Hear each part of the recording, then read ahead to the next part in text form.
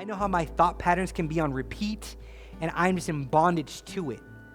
And even though I might have a nice Bible verse or two here and there, right? But I'm like, yeah, but this one thing, and that one, and I can't get out.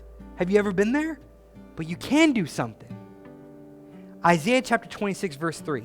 You will keep in perfect and constant peace the one whose mind is steadfast, that is, committed and focused on you in both inclination and character, because he trusts and take refuge in you with hope and confident expectation. You. In the context of this is for Isaiah, is for Jerusalem, but for us we could take it as well because it's timeless truth. You will be kept. You will be kept completely in perfect and constant peace. And as you break it down right there in the Hebrew, what that means is it means present. It means completely, perfect. You will be kept entirely. All your thoughts, every single one of them. And the Hebrew there for peace is shalom. And one of my favorite translations of shalom is not only tranquility, but it means absence of war.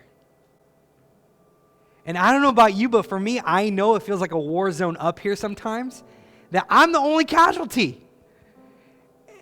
And it kills my joy, and it kills my peace, and it kills my sleep, and it kills so many things, because like the barrage of bombs of like the what ifs and the anxiety and all that, like it goes crazy. But you will be kept in perfect and constant shalom, that tranquility, absence of war, for who?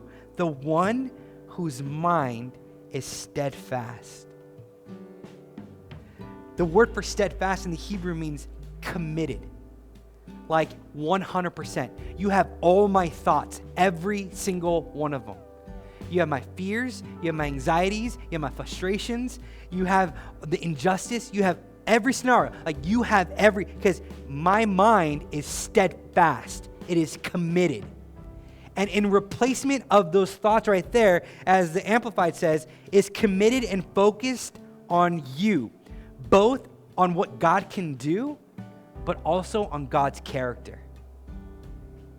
I don't know who can ever get bored of trying to figure out the character of God. Like God is so amazing and mysterious and vast that Paul even challenges us. He says, oh, that you know the height, the depth, the width, and the length of the love of the Lord. You can't find the beginning point. You can't find the end point of his love. And as we talked about last week, we don't even know God's name. God is a title. How many of us can know his character? Isn't that worth your brain power? Or is your brain power worth, once again, of the scenarios that are not yet reality?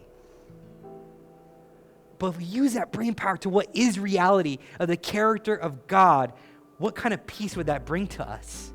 Saying, oh, you're actually bigger than all my problems. You're actually bigger than my nightmares. You're bigger than it all. And you care. And you're amazing. You work all things together for the good. Like, this is worth my brain power. Because he trusts fully and completely. And look at that word right there. He takes refuge. The Hebrew word for refuge, you know what it means? Home. Shelter. Sanctuary.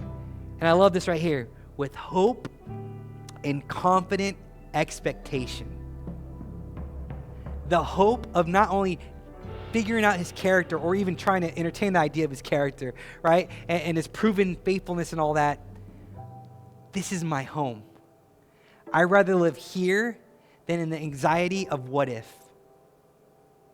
I'd rather live in the surety of Scripture and the character of God, because I am confident in the expectation that he will rescue me. I am confident in the expectation he's going to work out everything to the good. I am confident of the expectation that he hears my prayers. I am confident of the expectation that he gets the last word. Stand firm in that and stop being entangled in your anxieties.